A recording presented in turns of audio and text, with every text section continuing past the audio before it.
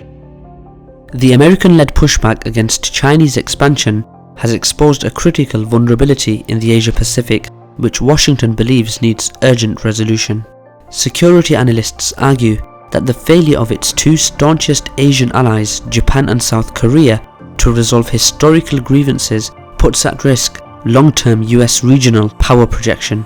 Until this is settled, there can be no creation of a multilateral security alliance aimed at keeping in check Chinese influence. I'm your host Kasim and welcome to another KJ vid.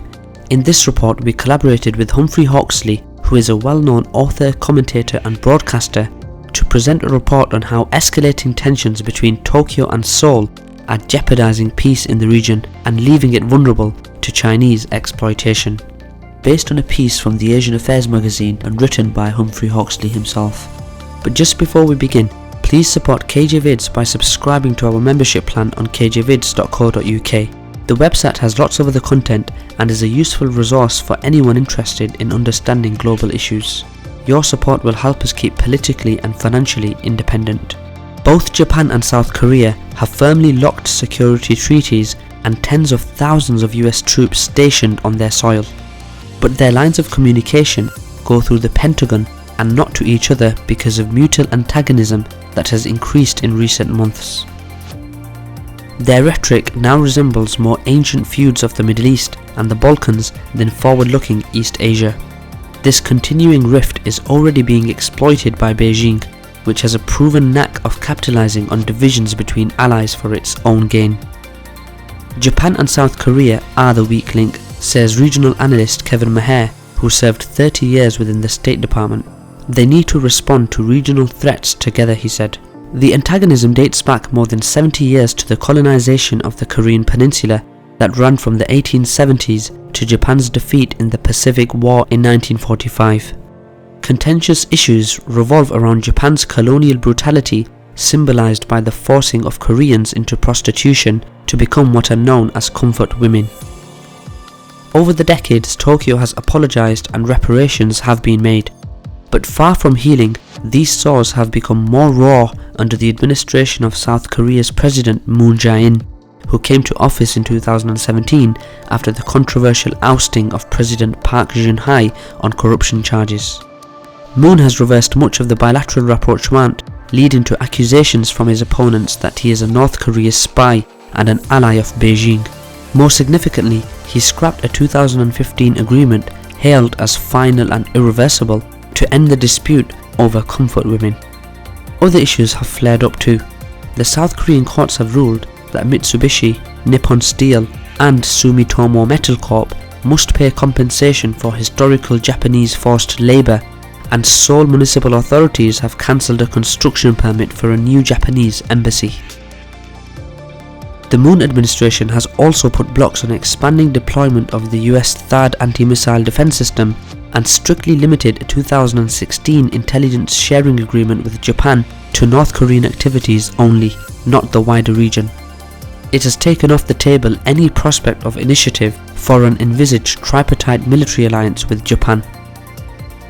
There is now increasing pressure from Washington and some sectors of Korea's political establishment to put an end to the tension and forge a regional grouping that reflects Japanese, South Korean and largely Western democratic values. Seoul's mayor and South Korean presidential candidate Park Won-soon told a Northeast Asia Security Conference in May that we have seen such an alliance with the European Union. The same thing can happen in Northeast Asia, and then the world can see the Korean Peninsula as a compass for peace. The reference to Europe is important precisely because the deteriorating Japan-South Korea relationship is blocking the building of political and defence institutions like the European Union and NATO, the North Atlantic Treaty Organization, which have kept that region mostly peaceful and secure since the Second World War. An understanding between France, Germany and Britain, overseen by the US, to use trade to minimise differences was key to building a modern Europe. In a similar way, how China, Japan, South Korea and the wider region handle each other in the coming years will determine the future of the Asia-Pacific.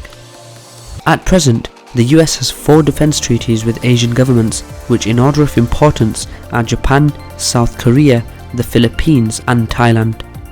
These are however bilateral agreements. There is no regional hub as with NATO in Brussels through which regional defence policies are decided, and this underlines two flaws in current Western policy. The first allows Beijing to narrate the Asia-Pacific power balance as a contest between China and the US, thus producing a scenario of Washington creating a new Cold War. The second is that Asian governments are unable to carry out the difficult work of forging institutions that could evolve over the decades as independent entities less reliant on direct US intervention. In this respect, Japan and South Korea could learn much from Southeast Asia's recent experience of what unfolds if regional governments fail to bring strong, united fronts.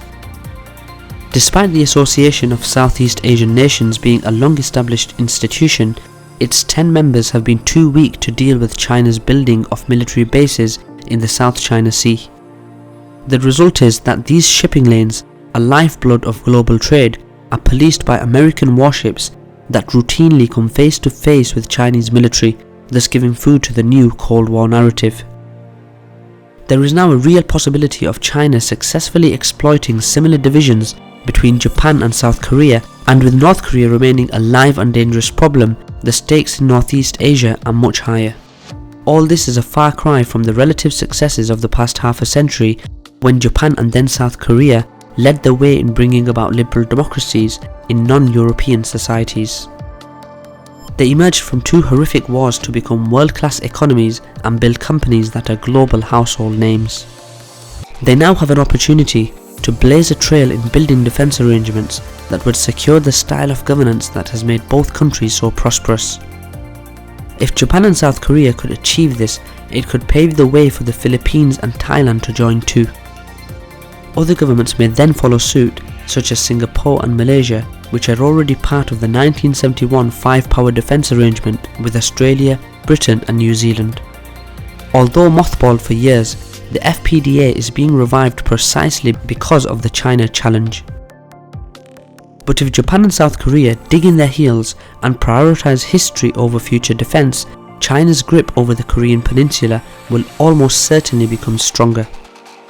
In Seoul's National Folk Museum, Beijing's centuries-long sway over Korean society, evident in government documents written in Chinese dating back to the early 17th century about medicine, farming and other run-of-the-mill community issues. The only Japanese references are to war and brutality. Should the US security umbrella weaken enough to present South Koreans with a choice between China or Japan, it is clear where their natural allegiance would lie.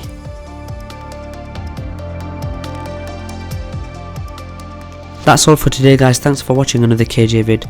We would like to especially thank Humphrey Hawksley, who is a former BBC Asia correspondent and has recently authored a book called Asian Waters, The Struggle over the South China Sea and the Strategy of Chinese Expansion.